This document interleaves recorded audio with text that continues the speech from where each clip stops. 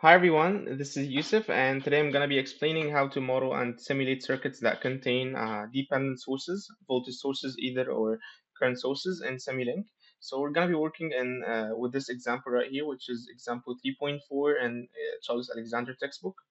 So as you will see, modeling these types of circuits is not that hard. It just requires uh, some signaling and some you have to use some go-to blocks and from blocks, as you will see.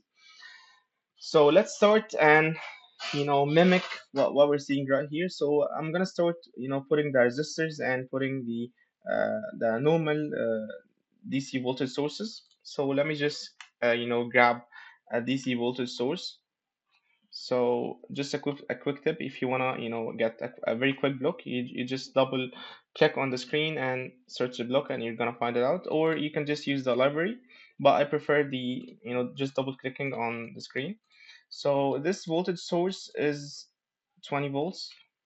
So 20 volts, and I'm gonna rotate it in such a way to to be like the positive here and the negative here. Okay, so we're gonna need a resistor. So I'm using the SimScape library. So the only way I can model RLC branches is using this block right here, which is the RLC branch. So I'm gonna double click and I'm gonna choose R. So now this is just a resistor. I have one, two, three, four, five resistors. So I will need one here, and one here, one here, and finally one here. Let me just rotate these. Okay. So this one is 6 ohms, and this one is 3 ohms. Okay. This one is 2. So let me just finish that. This one is 4, and it's 1 ohm. Okay, so let's add the current source. So again, I'm using the SimScape library, and the SimScape library by default doesn't contain a current source. So if you search up a current source, you're not gonna find this current source doesn't belong to the library that I'm using. So if I use that one, it's not gonna work. So what we should do instead is that we should use a controlled current source, and then we will just feed the 10 amperes as a constant, as you will see later. So let's just for now put that block here, which is a controlled current source, and then we were just finally left with this block, which is a controlled voltage source, which is which is just the aim or the goal of this video, or to model and implement circuits that contain dependent sources. So to implement any control source, you're just gonna type controlled, and if you have like depending on whatever you have, if you have a current source or a voltage source. Here I have a voltage source, so it's a voltage source, and I'm gonna rotate it such that the positive is right here. So let's just connect like the circuit as it's indicated in the circuit diagram on the right, sorry, in the left. So yeah, this is right here, and this is connected to, okay, and this is here. The current source is just right here, and let me then connect all of them. Okay, that's great. uh, and finally this one, the 3 ohm resistor on the top. Okay, it's 3. So now we're almost finishing, but there are some parts left. First of all, this is a controlled current source, so we should feed it. I mean, in reality, it's not a controlled current source. It's just a normal current source. But in Simulink, we cannot find a control. I mean, a normal current source. So we used a controlled one.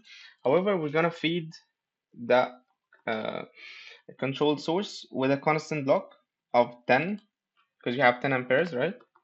So we have 10 amperes, so we're gonna just feed it with 10 amperes.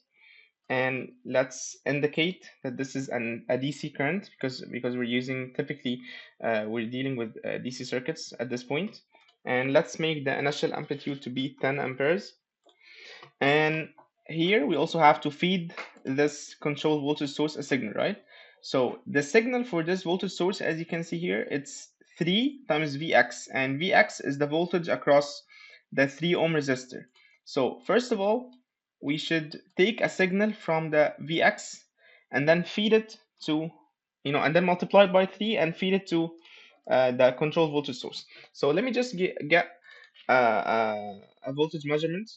So because I wanna, measure the voltage across the 3 ohm resistor, because this is typically what this is typically. Let me just edit it. Yeah. So this is typically the Vx, right? So let's get a go-to block, and then we will call this voltage signal as, so let me just, it's loading.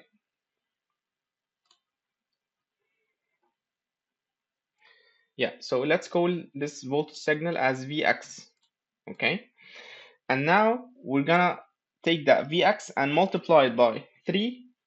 So we're gonna get a constant, and then we're gonna get a product block. So again, we're gonna get a from block, because we wanna take the from the go-to to the from block. So this from block, we're gonna indicate it to be the Vx, and then the constant is of course 3, because we're multiplying 3 times Vx. So 3 multiplied by Vx, and as you can see here, the outcome of this block is 3 times Vx.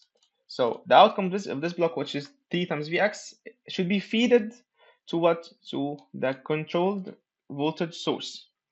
Okay, so now in terms of simulation, and so in terms of modeling and everything, we're done. We will just put the ground to indicate the ground.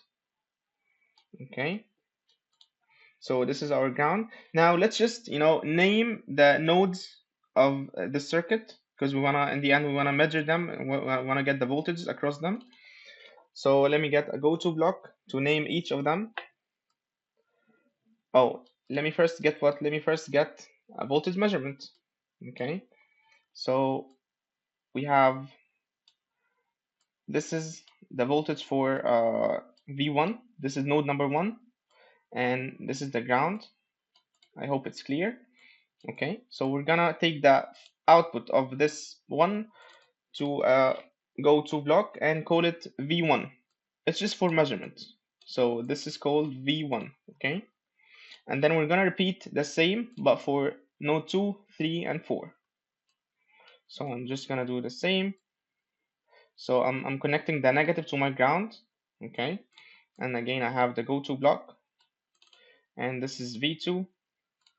Again, the third node, which is right here, and this is my ground. So notice that the ground is connected to the bottom node, so all of that is just the same node. Okay, so again, this is connected to a go-to block, and it's V3, and the final one is the same, but it's V4. So let's just connect it here, and we have a go-to block, and this is V4. So in DC circuits, like typically there's not much of a waveform, it's just a constant value. So let's just get a display to display all of our voltage values. So let's repeat or duplicate it 4 times. So here are 4 displays, and let's just get a from block to, sort of get the 4 voltage signals. So that's it. We're just gonna name the from blocks to be, the names of our voltages. So this is V1, this is V2, V3, and the final one is V4. And of course, let's not forget the power DI block, because if you forgot it, like most probably the circuit is not gonna work. So I think now, like in terms of the simulation, modeling, and everything, we're done. So let's simulate the circuit, and let's just put 5 seconds as the stop time, and let's see.